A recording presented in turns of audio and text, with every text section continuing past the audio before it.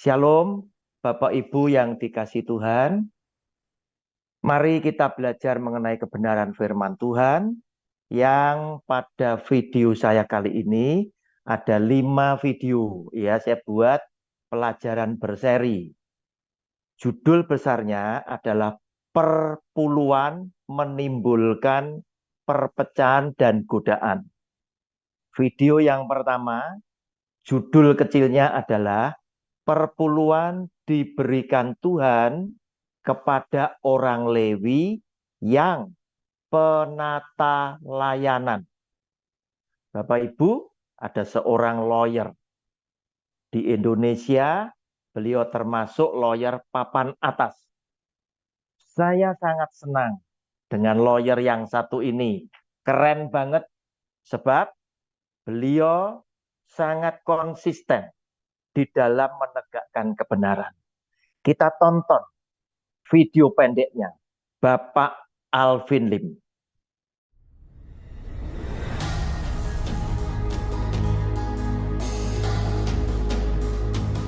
Memasukkan aset pribadi dengan nama yayasan untuk menghindarkan pajak. Nah loh, kamu berikan 1 juta, besok dapat 100 juta.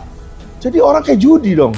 Bagaimana perlakuan mereka? Kalau nggak memberikan perpuluhan, dikutuk. Kalau nggak memberikan persembahan atau persepuluhan, diumumkan di depan umum bahwa dia tidak memberikan, sebagai efek jerah, sebagai membuat rasa malu terhadap orang tersebut. Menurut saya, itu bukan ajaran-ajaran Tuhan Yesus. Bapak Ibu, itulah potongan video pendek daripada Bapak Alvin Lim yang mendadak beliau berbicara juga mengkritik tentang praktek perpuluhan di Indonesia. Bapak Ibu, sesungguhnya firman Tuhan jika diajarkan dengan benar dan jujur tanpa ada muatan kepentingan dari yang mengajarkan, pasti tidak akan menimbulkan perpecahan atau godaan. Sebab firman Tuhan selalu mendatangkan kebaikan buat saudara dan saya yang diajar oleh firman Tuhan. Rasul Paulus bilang demikian. Roma 16 ayat 17 dan 18. Tetapi aku menasehatkan kamu, saudara-saudara, supaya kamu waspada terhadap mereka yang bertentangan dengan pengajaran yang telah kamu terima, menimbulkan perpecahan dan godaan. Sebab itu, hindarilah mereka. Sebab orang-orang demikian tidak melayani Kristus Tuhan kita, tetapi melayani perut mereka sendiri. Dan dengan kata-kata mereka yang muluk-muluk, dan bahasa mereka yang manis, mereka menipu orang-orang yang tulus hatinya. Bapak Ibu, saya dikagetkan dengan seorang lawyer yaitu Bapak Alvin Lim yang mendadak beliau berbicara mengenai perpuluhan. Ternyata beliau juga adalah orang Kristen. Otomatis beliau mengerti tentang isi Alkitab. Bapak Ibu, mengapa persepuluhan sampai hari ini tetap menjadi perpecahan dan menjadi godaan? Perpecahan buat siapa? Buat orang-orang yang ngerti isi akan Alkitab karena mereka melihat bahwa praktek perpuluhan di zaman sekarang tidak sesuai dengan isi firman Tuhan. Tidak sesuai dengan Alkitab. Dan menjadi godaan buat siapa? Buat calon pendeta-pendeta muda karena mereka melihat para mentor mereka hidup berkemewahan. Sehingga mereka pun ingin menjadi seorang pendeta. Berbeda dengan zaman dahulu. Tenaga pendeta demikian sulit untuk dicari. Tetapi zaman sekarang banyak sekali anak-anak muda yang ingin menjadi pendeta. Pengusaha yang suka nyumbang tidak lama juga menyandang gelar pendeta muda. Penyanyi yang bisa menyanyi, mereka juga menyandang gelar pendeta muda. Dan lain sebagainya. Walaupun maaf bicara, terkadang tidak ditunjang dengan pengetahuan yang benar, yang dalam tentang isi Alkitab. Bapak Ibu menjawab pertanyaan tentang perpuluhan, jangan dijawab secara langsung, to the point. hal itu tidak akan menyelesaikan masalah. Oleh karena itu, saya membuat 5 video ya, berseri. Perhatikan judulnya. Yang pertama ini adalah perpuluhan diberikan Tuhan kepada orang Lewi yang penata layanan.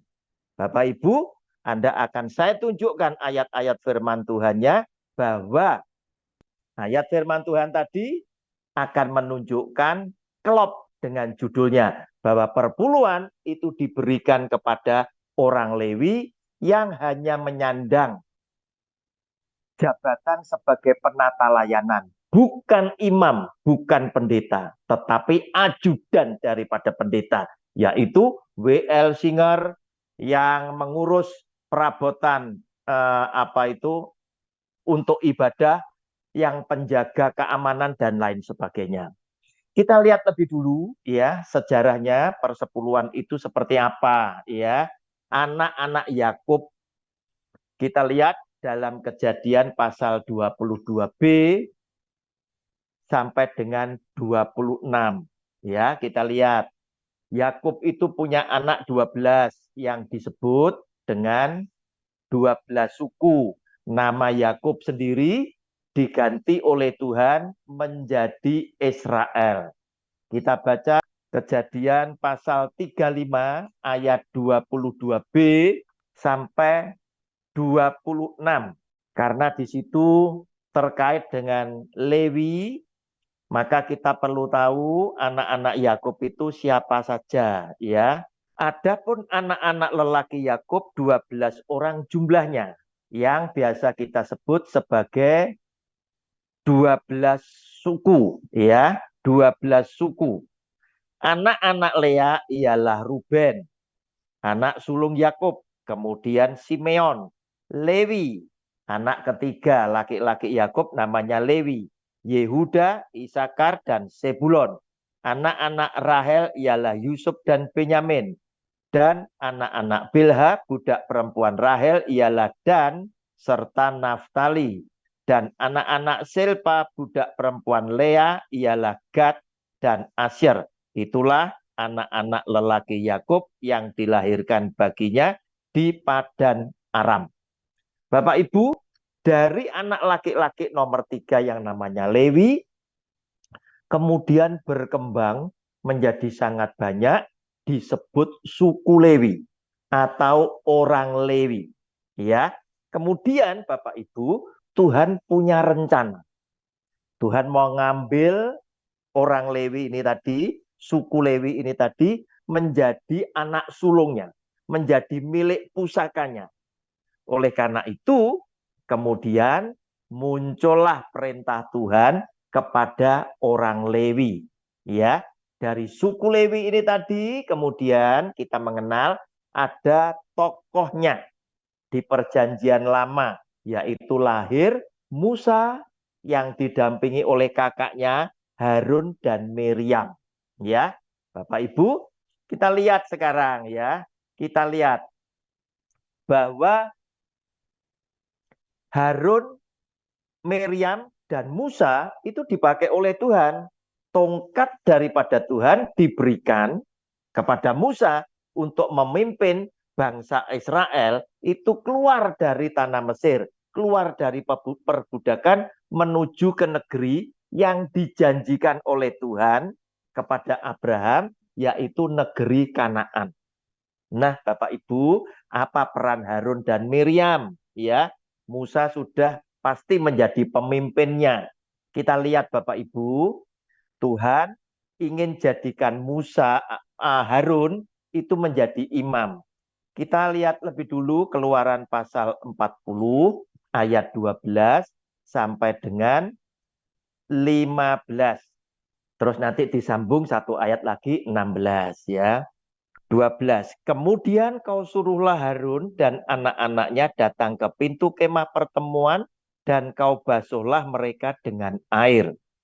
Kau kenakanlah pakaian yang kudus kepada Harun, kau urapi dan kau kuduskanlah dia supaya ia memegang jabatan imam bagiku. Juga anak-anaknya Kau suruhlah mendekat dan kau kenakanlah kemeja kepada mereka. Urapilah mereka seperti engkau mengurapi ayah mereka, supaya mereka memegang jabatan imam bagiku. Dan ini terjadi supaya berdasarkan pengurapan itu mereka memegang jabatan imam untuk selama-lamanya turun-temurun. Satu ayat lagi, 16. Dan Musa melakukan semuanya itu tepat. Kata tepat boleh digarisbawahi, seperti yang diperintahkan Tuhan kepadanya, demikianlah dilakukannya.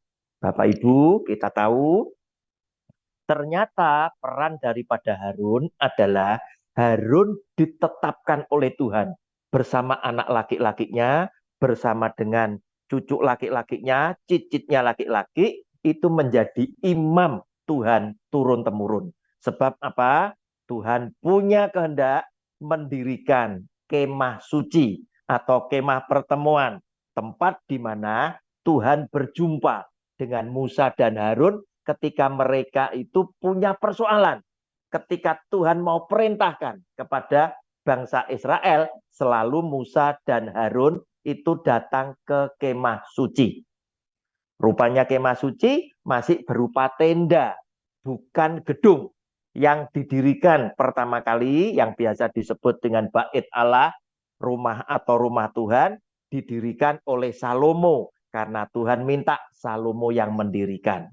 Bapak Ibu, ayat 16, ciri daripada hukum Taurat, ya.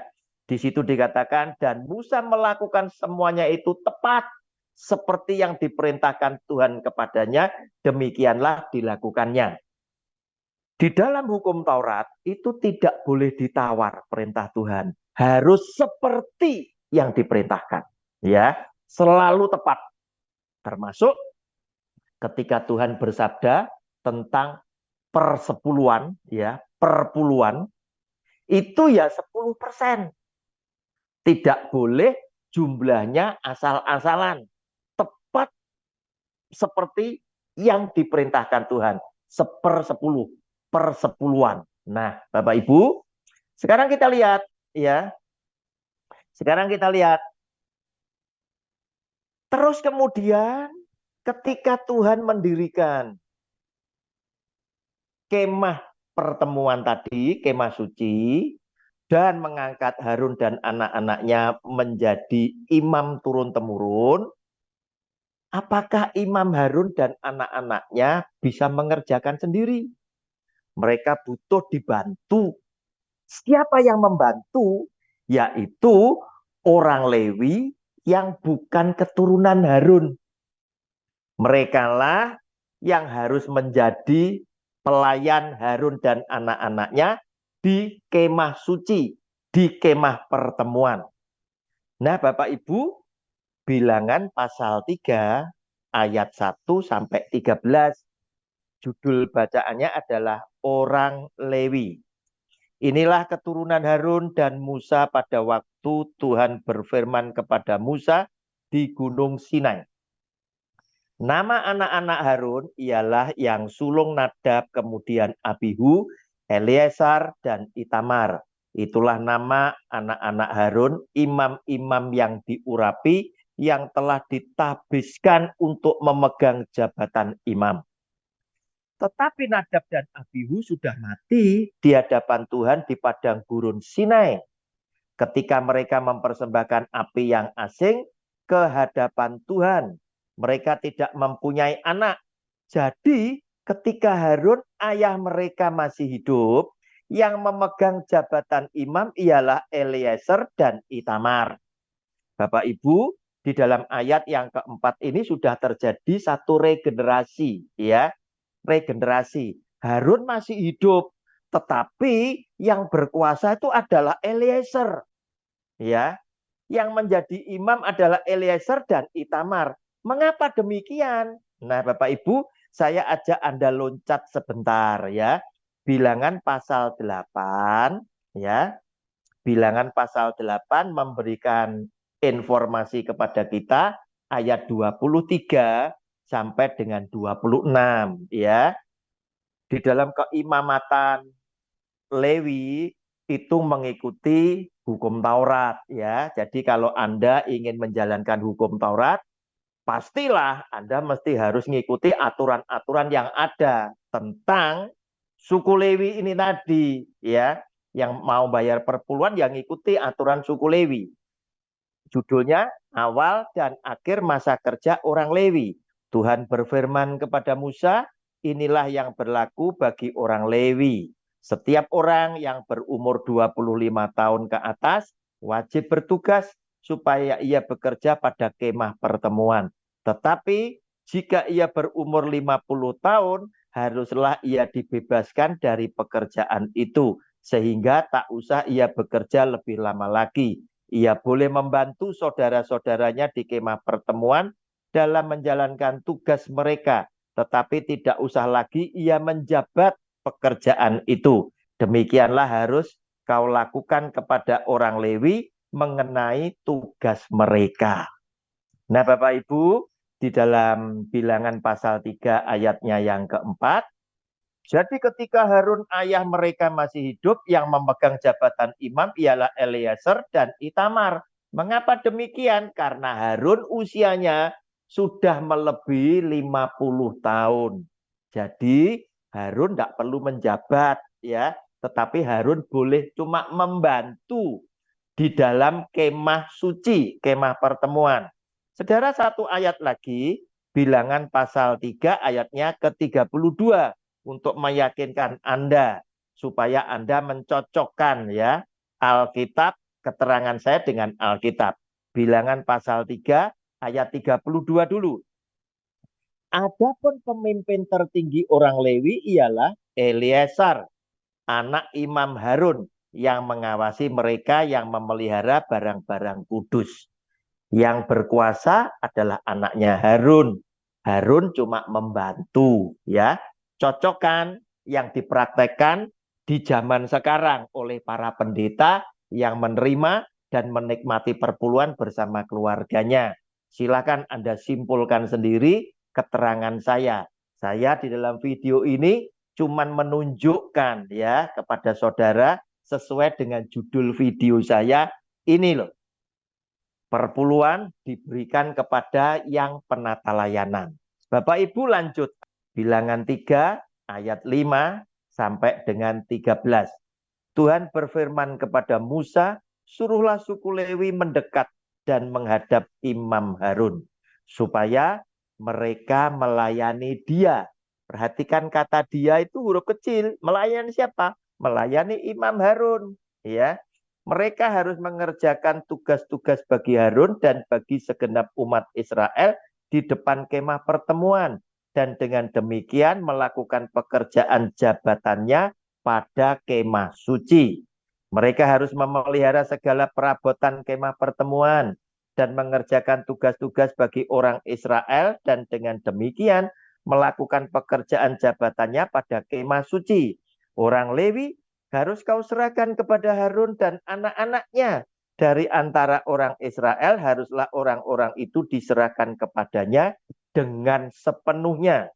Tetapi Harun dan anak-anaknya haruslah kau tugaskan untuk memegang jabatannya sebagai imam. Sedang orang awam yang mendekat harus dihukum mati.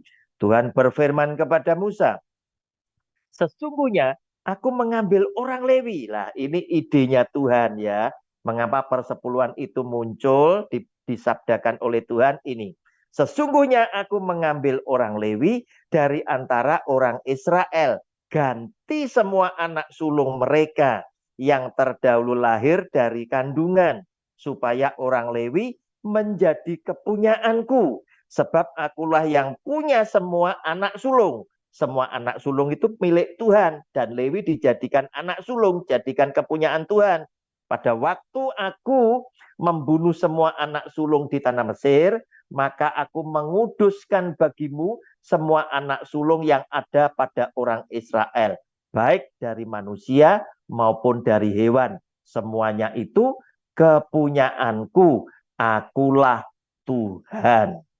Nah, Bapak Ibu, itulah ide ya dari Tuhan ingin mengambil suku Lewi, orang Lewi ini menjadi kepunyaan Tuhan, menjadi anak sulung Tuhan. Dan Tuhan bersabda, semua yang sulung, baik manusia, orang Israel, maupun hewannya orang Israel, itu milik kepunyaanku. Demikian sabda Tuhan. Nah, Bapak Ibu, kemudian kita bertanya, kalau mereka bekerja untuk Tuhan, upah mereka itu apa? Karena kita tahu bahwa suku Lewi itu tidak diberi warisan tanah, ya, tidak diberi milik pusaka, tetapi Tuhan bilang, milik pusakamu adalah aku sendiri. Perhatikan judul video saya tadi, perpuluhan diberikan Tuhan kepada orang Lewi yang penata layanan, bukan imam, bukan pendeta. Bapak Ibu, kita baca sambil saya jelaskan. Bilangan 18 ayat 19 sampai 28. Mengulang perjanjiannya Tuhan tadi ya. Bapak Ibu, sebelum kita baca, saudara perhatikan juga judul bacaannya ya. Yang berbunyi kewajiban dan penghasilan imam dan orang Lewi. Garis bawahi itu penghasilan imam dan orang Lewi berarti ada dua jabatan. Satu, yang pertama jabatan sebagai imam, yang satunya jabatan sebagai orang Lewi, yaitu penata layanan. Ya. Nah, segala persembahan khusus, yakni persembahan kudus yang dipersembahkan orang Israel kepada Tuhan, aku berikan kepadamu dan kepada anak-anakmu laki-laki dan perempuan bersama-sama dengan engkau. Itulah suatu ketetapan untuk selama-lamanya. Itulah suatu perjanjian garam untuk selama-lamanya di hadapan Tuhan bagimu serta bagi keturunanmu. Tuhan berfirman kepada Harun, di negeri mereka engkau tidak akan mendapat milik pusaka dan tidak akan beroleh bagian di tengah-tengah mereka. Akulah bagianmu dan milik pusakamu di tengah-tengah orang Israel. Mengenai Bani Lewi, artinya orang Lewi, sesungguhnya aku berikan kepada mereka segala persembahan persepuluhan di antara orang Israel sebagai milik pusakanya untuk membalas pekerjaan yang dilakukan mereka, pekerjaan pada kemah pertemuan. Silakan ayat 21 digarisbawahi semua, supaya ini sinkron dengan judul saya, bahwa persepuluhan itu diberikan Tuhan kepada orang Lewi yang penata layanan, yang membantu Imam Harun ya dan anak-anaknya. Maka janganlah lagi orang Israel mendekat kepada kemah pertemuan sehingga mereka mendatangkan dosa kepada dirinya lalu mati. 11 suku yang lainnya tidak boleh mendekat kepada kemah pertemuan. Tetapi orang Lewi, merekalah yang harus melakukan pekerjaan pada kemah pertemuan dan mereka harus menanggung akibat kesalahan mereka. Itulah suatu ketetapan untuk selama-lamanya bagimu turun-temurun. Mereka tidak akan mendapat milik pusaka di tengah-tengah orang Israel. Sebab persembahan persepuluhan yang dipersembahkan orang Israel kepada Tuhan sebagai persembahan khusus, kuberikan kepada orang Lewi sebagai milik pusakanya. Itulah sebabnya aku telah berfirman tentang mereka, mereka tidak akan mendapat milik pusaka di tengah-tengah orang Israel. Ayat 24, silakan Anda juga garis bawahi, karena ini sinkron dengan judul video saya, bahwa perpuluhan diberikan Tuhan kepada orang Lewi yang penata layanan.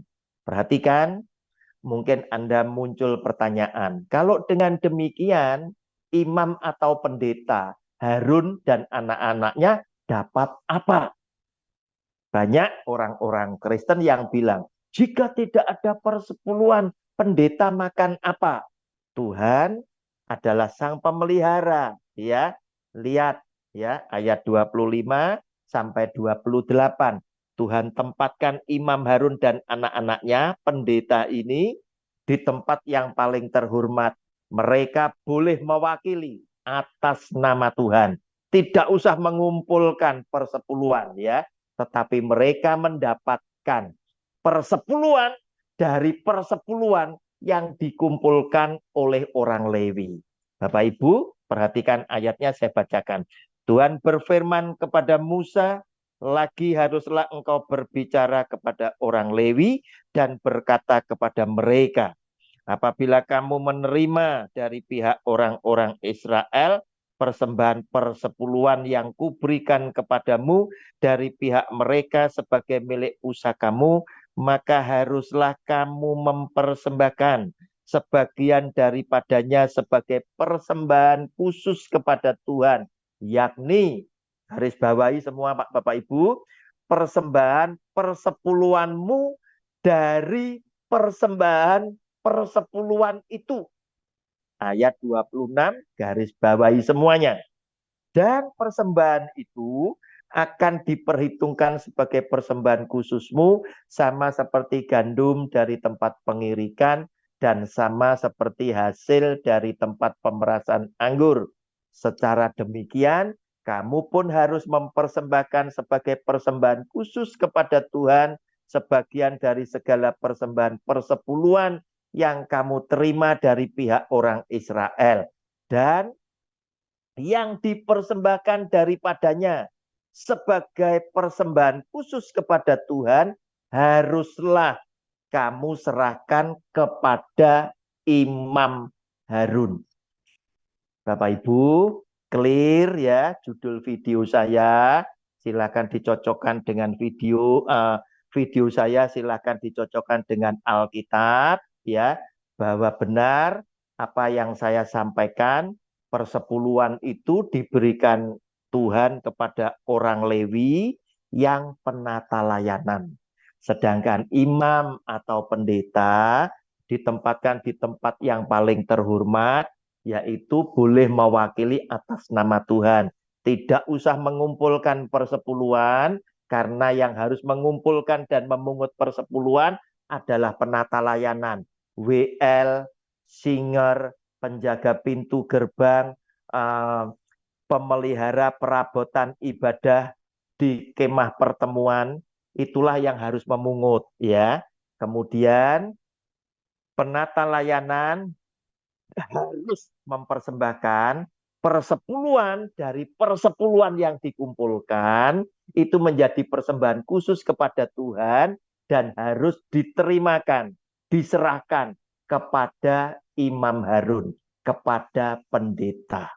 Bapak Ibu, silakan Anda cross check dengan praktek di zaman sekarang ya.